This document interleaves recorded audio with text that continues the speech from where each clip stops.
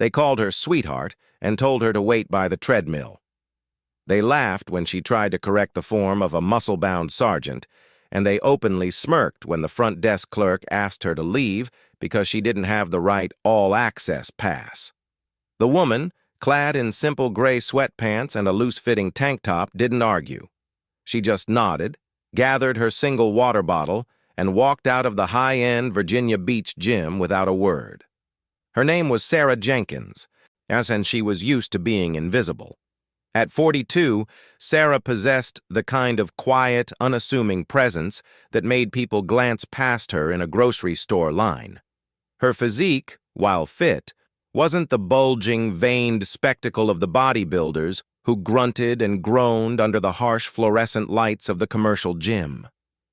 She was lean, with the wiry strength of a distance runner, her movements economical and precise. To the casual observer, she was just another middle-aged woman trying to stay in shape, perhaps a yoga enthusiast or a Pilates devotee. The incident that morning started, as most condescension does, with a simple assumption. A young man, a Navy petty officer with a fresh buzz cut and a chest puffed out with the pride of his recent BUD/S graduation, was struggling with a complex Olympic lifting technique. He was jerking the bar, using his back instead of his hips.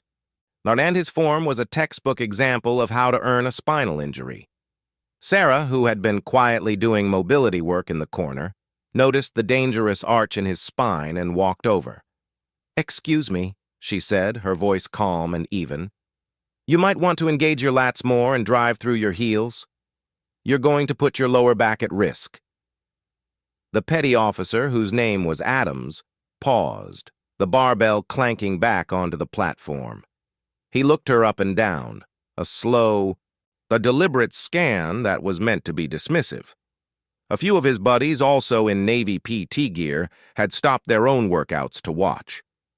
"And you know this from watching YouTube?" Adams asked, a smirk playing on his lips. The question was loud enough for the surrounding area to hear. A few guys on the leg press machines chuckled. Sarah didn't flinch. "I know this from 20 years of experience," she said simply. "Your hips are rising faster than your shoulders. You're turning a clean into a stiff-legged deadlift." Another sailor, this one with the insignia of a second class, walked over. He was bigger than Adams, with thick arms and a neck that sloped directly into his shoulders. "Hey, sweetheart, thanks for the concern," he said, his tone dripping with false politeness. "But we've got this. Why don't you go back to your treadmill before you hurt yourself?" Sarah held his gaze. There was no anger in her eyes, only a deep, calm patience. It was the look of a mother watching a toddler throw a tantrum. "I'm just trying to help. That weight is too heavy for that form. He's going to get hurt." The second class, whose name was Kowalski, stepped closer, using his size to loom over her. "Listen, lady.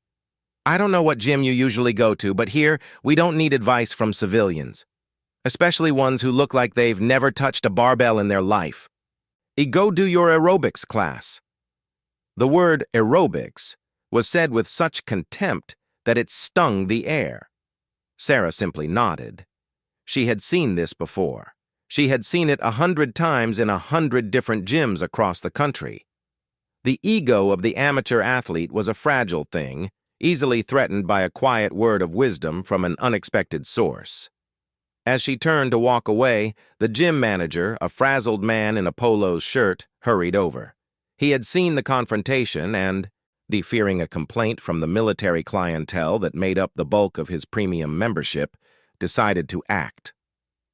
Ma'am, I'm going to have to ask you to come with me to the front desk." Sarah stopped. "Is there a problem?" The manager glanced nervously at Kowalski, who gave a slight, smug nod. "We've had a complaint about your presence here. Your membership is a standard one, and this area is reserved for our elite performance members." "I wasn't using the equipment," Sarah said. "I was speaking to him." "And we don't allow our members to be harassed while they're working out," the manager said, his voice growing bolder. "I'm going to need to see your ID again." This was the part of the story that would have made any member of SEAL Team 6 laugh until they cried. Sarah Jenkins, a woman they referred to as the Ghost or the Professor, being asked for her ID by a gym manager. Sarah, the woman who had redesigned the combat conditioning program for the entire Naval Special Warfare Development Group. Sarah, the woman who could make a 250-pound operator cry uncle with a single well-placed pressure point hold. She handed over her driver's license without a word. The manager squinted at it, typed something into his computer, and frowned. "It says here you have a basic membership. You don't have clearance for this floor. I'm going to have to escort you out." The sailors had gathered closer now, a small audience reveling in the spectacle. They whispered and snickered. Adams picked up the barbell again, this time with even worse form, just to show he wasn't intimidated. Kowalski folded his arms, a satisfied grin plastered on his face. Sarah looked at the manager, then at the grinning sailors. She could have told them. Or she could have pulled out her phone and shown them the photo of her with the vice admiral. She could have mentioned the framed letter of commendation from a 4-star general that hung in her office. She could have simply said, "I am the lead tactical fitness instructor for DevGru." But that wasn't who she was. Ego was a liability she had trained out of herself years ago. So she just said, "Okay," and followed the manager to the front desk. So as she was waiting for them to print out a refund slip, a procedure the manager was insisting on to make the humiliation complete, the gym door slammed open. 3 men walked in. They weren't large in the way the sailors were large. They were different. They moved with a fluid, predatory grace that cleared a path through the crowded lobby. They were dressed in civilian clothes, jeans and t-shirts, but they had the unmistakable look of men who had seen things. Their eyes were hard, but constantly scanning, missing nothing. The lead man was tall with close-cropped gray hair and a face that looked like it had been carved from granite. His name was Master Chief Thomas Mac McAllister. He was the Command Master Chief of the most elite counter-terrorism unit in the world. He spotted Sarah instantly. The hard lines of his face softened for a fraction of a second. He walked straight past the front desk, past the manager who was stammering, Sir, can I help you?" and stopped directly in front of Sarah. "Ma'am," he said, his voice a low, gravelly rumble that commanded absolute attention. The entire lobby went silent. The only sound was the distant thump of bass from a cardio class. Sarah looked up and smiled.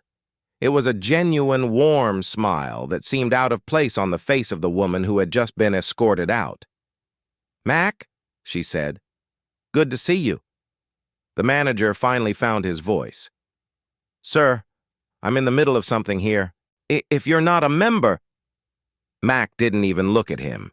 His eyes were fixed on the ID in the manager's hand. "Why do you have her license?" The manager swallowed hard. The temperature in the room seemed to have dropped by 10 degrees. "There was a disturbance. She was harassing some of our military members." Mac's eyes narrowed dangerously. He turned his head slowly, his gaze sweeping across the gym floor until it landed on the cluster of sailors near the Olympic platform. And they had stopped their workout. They were frozen, watching the scene unfold with the dawning horror of prey realizing they are in the crosshairs. "Those guys?" Mac asked, his voice soft. "Yes, sir. Navy personnel," the manager said, trying to assert some authority. "They're our premium members." Mac turned back to Sarah. "They give you trouble, ma'am?" Sarah sighed, a soft, weary sound. "It's nothing, Mac. Just a misunderstanding. They didn't know." "Didn't know what?" the manager asked. "To step back." Mac looked at the ID in the step back. Mac looked at the ID in the manager's trembling hand, then back at his face. "You were kicking her out?" "For violating our policy." Mac held up a hand, silencing him. He looked past the manager, to the sailors who were now looking like they wanted the floor to swallow them whole. "Adams! The Kowalski!" Get your asses over here, now!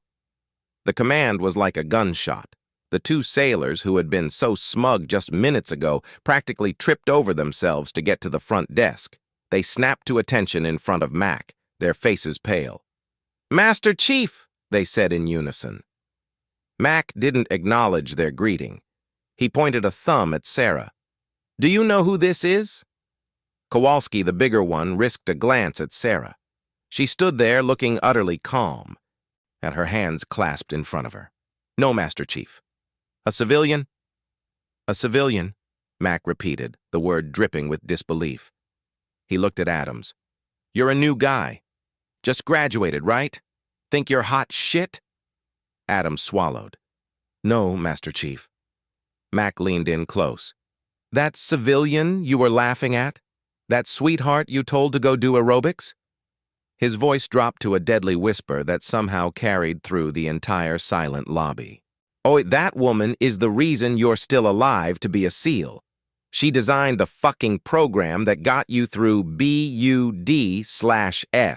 She wrote the manual on combat recovery you'll be using for your entire career. She is the top tactical instructor for the naval special warfare community. She has trained more Tier 1 operators than you have met people in your entire life." The silence that followed was absolute. Adams looked like he had been punched in the gut. The Kowalski's face had gone from pale to a sickly gray. Mac wasn't finished. "She has personally rehabbed the knees and shoulders of men who have done more for this country in a single deployment than you two will do in your entire careers. When we get broken, she puts us back together. When we need to be stronger, she builds us. She is the ghost, you ignorant fucks. And you laughed at her." The manager had slowly backed away, the refund slip crumpling in his sweaty fist. He looked at Sarah, and then at the Master Chief, then back at Sarah, his brain struggling to reconcile the image of the quiet woman in sweatpants with the terrifying description he had just heard. Sarah finally spoke. "Mac, that's enough." Her voice was quiet, but it cut through the tension like a blade. She looked at the two young sailors. Their arrogance was completely gone, replaced by a look of profound shame and horror. They had just insulted a living legend in their own community. Sarah stepped forward. She looked at Adams. "You were about to hurt yourself. That was all. I wasn't trying to embarrass you." Adams couldn't meet her eyes. "I'm so sorry, ma'am. I didn't know. I'm so sorry." "I know you didn't know," Sarah said. "That's the point. You judged me by how I looked. You heard a woman's voice, and you decided it couldn't possibly contain knowledge you didn't have." She turned to Kowalski. "You used your size to intimidate someone you saw as weak. That's not strength. And that's a failure of character. And in the teams, that kind of failure gets people killed." Kowalski looked like he was going to be sick. "Yes, ma'am." Mac looked at the manager. "And you? You saw a conflict, and instead of asking questions, you assumed the person in the power position was right. You chose the side of the bullies because it was easier. You lost a lot of money today." The manager stammered. I can reinstate her membership, lifetime, free." Sarah shook her head. "No, I won't be back." She looked at the two sailors. "But I want you two here tomorrow morning, 0500. We're going to work on your form, all of it. And then we're going to have a long talk about respect." Adams and Kowalski snapped to attention. "Yes, ma'am." Sarah turned and walked out of the gym. Mac fell into step beside her, his two teammates following silently behind. As they hit the parking lot, Mac let out a long breath. "I'm sorry about that, ma'am," he said. "But those two are going to have a very unpleasant day tomorrow. And for the rest of their careers, every time they screw up, someone's going to remind them about the day they tried to kick the professor out of the gym." Sarah smiled, but it was a sad smile. "They're young, Mac. They're products of a culture that tells them strength is loud and aggressive. They'll learn. Or they won't. That's up to them." They walked in silence for a moment. The sun was warm on the pavement. What brings you here anyway?" Sarah asked. "I thought you were on leave." Mac's face grew serious. I was, but something came up. We had a training accident yesterday. One of the new guys, Johnson, blew out his knee on a night jump. Bad landing. They're talking about surgery, maybe a medical discharge. Sarah stopped walking. Johnson, the kid from Texas? The one with the fast twitch? That's him, Mac said grimly. He's destroyed. His whole career, gone in a second. The docs say even with surgery, he'll never have the same stability. He'll be lucky to walk without a limp, let alone jump out of a plane. Sarah was quiet for a long moment, her eyes looking at something far away. Then she looked at Mac. Take me to him. Mac blinked. Ma'am. Take me to Johnson, right now. Mac's face broke into the first genuine smile he'd had all day. Yes, ma'am. They drove to the base hospital in silence. Sarah didn't need to ask for directions. Yeah, she had been there 100 times. She walked through the sterile hallways with a purposeful stride, Mac and his men flanking her like a protective detail. They stopped outside a private room. Through the window, they could see a young man, barely 25, lying in a bed. His leg was in a full brace, elevated on pillows. His face was turned to the wall. Sarah walked in without knocking. The young man, Johnson, flinched and turned. His eyes were red-rimmed. He looked at Mac, then at the woman. He didn't recognize her. Johnson, Mac said, you have a visitor. Johnson just stared at the ceiling. With all due respect, Master Chief, I don't want visitors. I want to be alone. Sarah pulled up a chair and sat down beside his bed. She didn't say anything for a full minute. She just sat there, present, solid.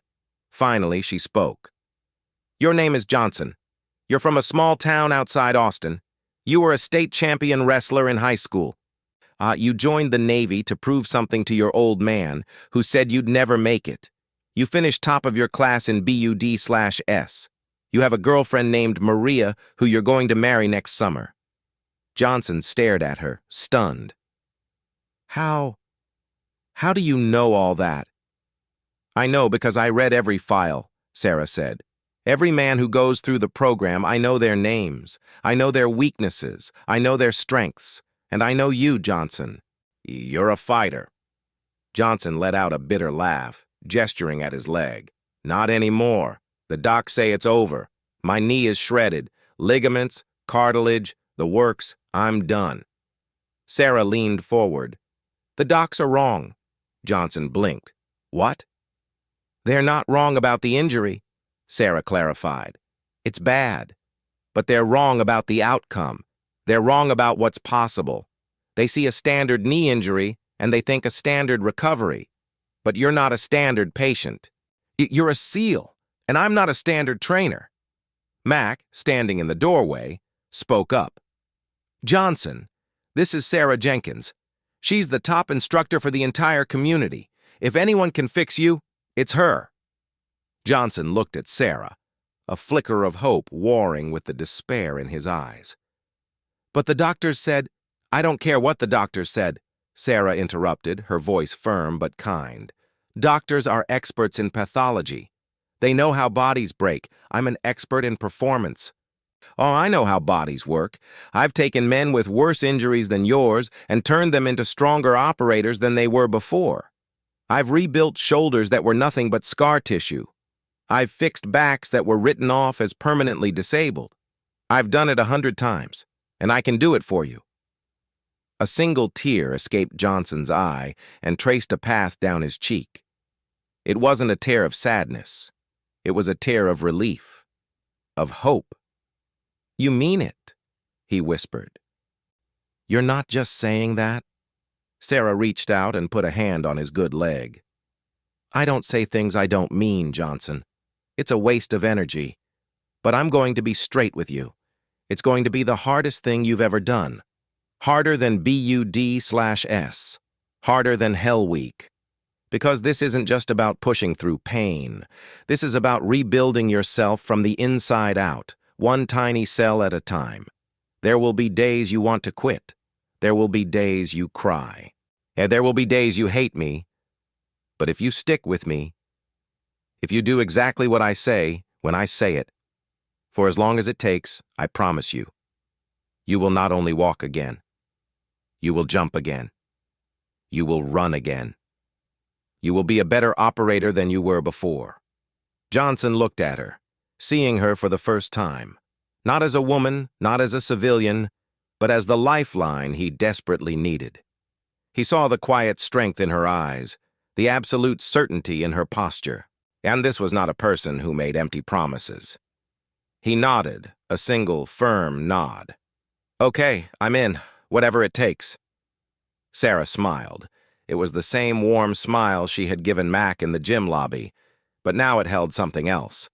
A fierce, unyielding determination. Good. Then we start tomorrow. Rest today. Let the swelling go down. But tomorrow, we begin. As she stood up to leave, Johnson called out, "Ma'am?" She turned. "How can I ever repay you?" Sarah looked at him for a long moment. By getting better. By getting back to your team. By doing your job. That's all the payment I'll ever need. She walked out of the room, Mac following. In the hallway, Mac let out a long breath. "You're a miracle worker, ma'am." Sarah shook her head. "No, Mac, I'm just a teacher. He's the one who has to do the work. I just show him the way." They walked down the sterile corridor, past the nurse's station, past the vending machines. As they reached the exit, Mac stopped. "You know, I saved. The careers you've built." Sarah saved. The careers you've built. Sarah pushed the door open, letting the warm Virginia sunlight wash over her. "That's the thing about assumptions, Mac. They're almost always wrong. The loudest person in the room is rarely the strongest. The most muscular guy on the platform is rarely the fittest. Strength comes in all forms. Sometimes it's in a 250-pound operator carrying a wounded teammate to safety. And sometimes," she said, a slight smile playing on her lips, "it's in a middle-aged woman in sweatpants telling a young man he's not broken." Mac laughed, a deep, genuine sound. "Yes, ma'am. I guess it is." And as they walked towards the car, the story of the woman the sailors laughed at began to spread. It would spread through the gym, then through the base, then through the entire community. And it would become a legend, a cautionary tale about judgment and respect.